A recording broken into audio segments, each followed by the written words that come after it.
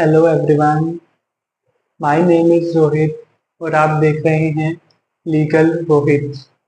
तो आज का हमारा टॉपिक है journal exceptions.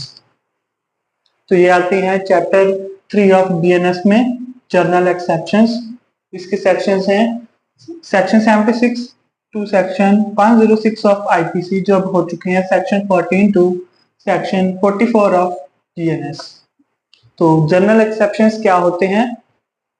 There are multiple situations exist wherein an individual may be released from criminal culpability as a result of the circumstances surrounding the commission of the conduct। तो इसमें ये कहा गया है कि एक ऐसी मल्टीपल सिचुएशंस एग्जिस्ट करती हैं जिससे एक इंडिविजुअल कुछ ऐसे स्पेशल सर्कमस्टांसेस में एक क्रिमिनल लायबिलिटी से बाहर निकल सकता है। तो इसको जानने के लिए सबसे पहले हम जानेंगे सेक्शन 3 सबसेक्शन 1 ऑफ बीएनएस के, जो कि है जर्नल एक्सप्लेनेशन। तो हम पहले इसके प्रोविजन को पढ़ लेते हैं। Journal explanations. Throughout this Sahita, every definition of an offence, every penal provision, and every illustration of every such definition or penal provision shall be understood subject to the exceptions contained in the chapter entitled General Exceptions, though these exceptions are not repeated in such definition, penal provision or illustration। इसमें क्या बोला गया है कि हर definition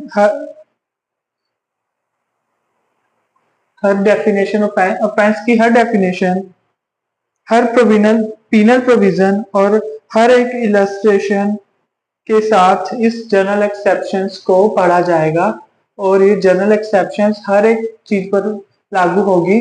तो ये अलग से हर एक प्रोविजन, इलस्ट्रेशन या डेफिनेशन के साथ नहीं दी गई है, ये जर्नल एक्सेप्शंस के चैप्टर में दी गई है। इसकी इलस्ट्रेशंस है This section in this Sahita, which contains definitions of offence, do not express that a child under 7 years of age cannot commit such offences, but the definitions are to be understood subject to the general exception, which provides that nothing shall be an offence which is done by a child under 7 years of age। तो इसमें illustration में समझाया है कि अगर 7 year से कम वाले child को जर्नल एक्सेप्शन में रखा गया है और अगर वो कोई ऑफेंस करता है तो वो ऑफेंस नहीं माना जाएगा। Here a police officer without warrant apprehends Ed, who has committed murder.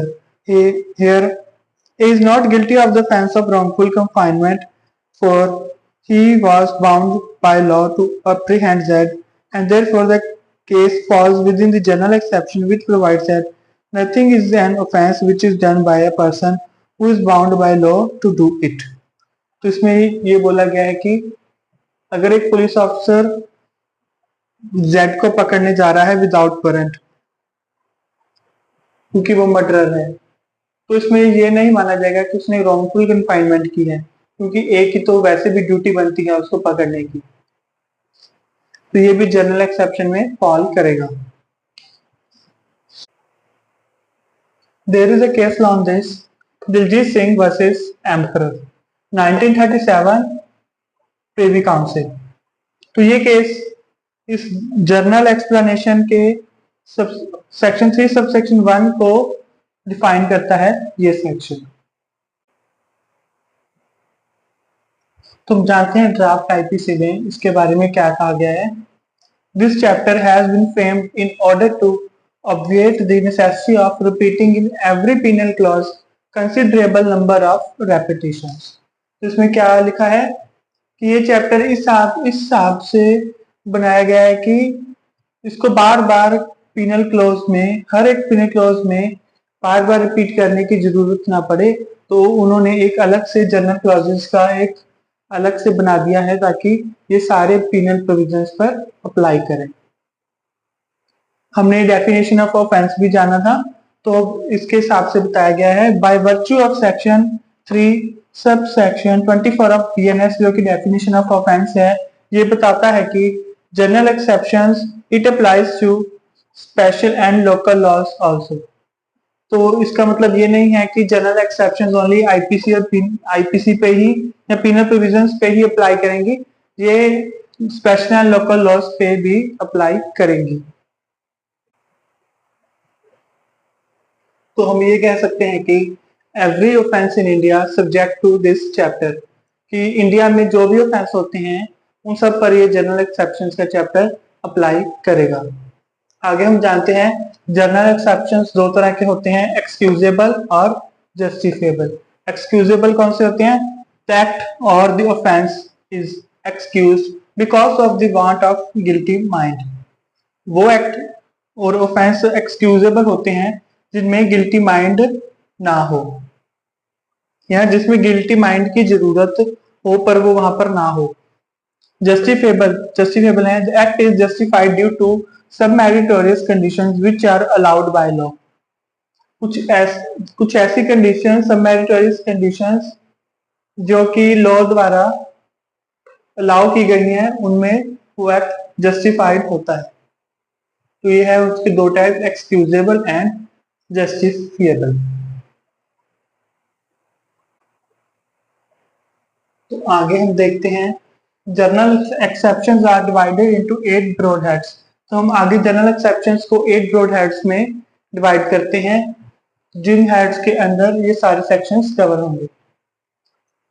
पहला है मिस्टेक। मिस्टेक दो तरह की हो सकती है, mistake of fact, mistake of law. Second is judicial acts. Third one is accidental acts. The fourth one is acts because of the necessity. The fifth one is incapability of commit any crime. Sixth one is acts done with or without consent. The seventh is triviality. Triviality क्या होती है? कोई इतना छोटा अपराध जो penalise नहीं है, वो होती है triviality. The last and eighth one is right of private defense. तो जितने भी सेक्शंस हैं इन सब में, इन सब हेड्स के बारे में, इन सब के बारे में बात की गई है इन सेक्शंस में।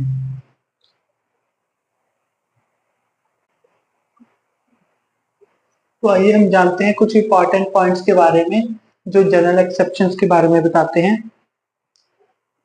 पहला है section 505 of Indian evidence act.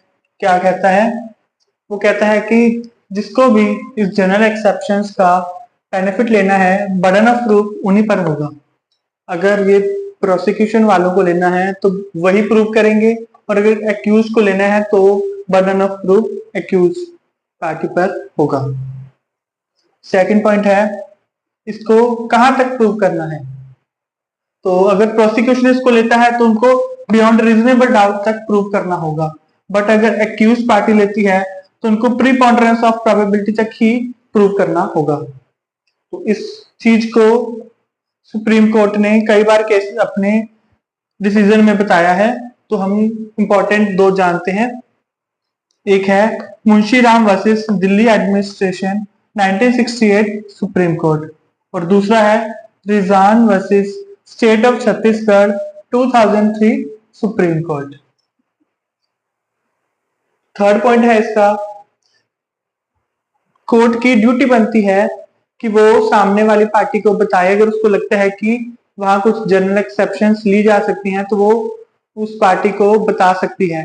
But court ये ज्यूम करके चलेगा, ये मानकर चलेगा कि सब कुछ ओके है, कोई भी इसमें जनरल एक्सेप्शंस की जरूरत नहीं है।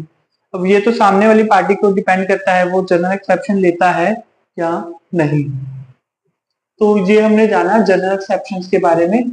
आगे हम इसके सेक्शंस को डिटेल्स में करेंगे, ये हम अगली नेक्स्ट वीडियो में करेंगे। Thank you for watching my video. I hope you guys understand this concept. Thank you.